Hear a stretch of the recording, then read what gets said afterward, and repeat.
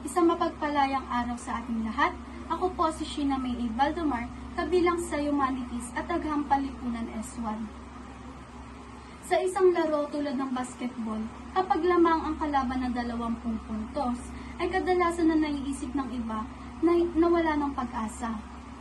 Ngunit sa mga huling minuto, may isang manlalaro na hindi nawawala ng pag-asa, patuloy na tumatakbo at hindi sumusuko. Kaya't ganoon ko naiisip o nakikita ang salitang pag-asa dahil hindi ito nawawala hanggat may isang handang lumaban. Bilang isang estudyante, ranas ko ang bigat ng problema, mga mabababang marka, mga pagod at mga personal na pinagdaraanan. Ang pag-asa minsan ay isang mensahe ng kaibigan, salita ng guro o ang katahimikan ng bagong umaga.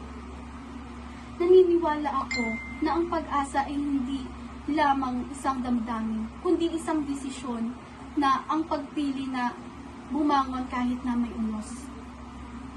Kaya't bilang isang kabataan, maging liwanag tayo sa ating pamilya, sa ating mga kaibigan at maging sa ating komunidad. Sapagkat habang may patuloy na lumalaban, ay laging may pag-asa.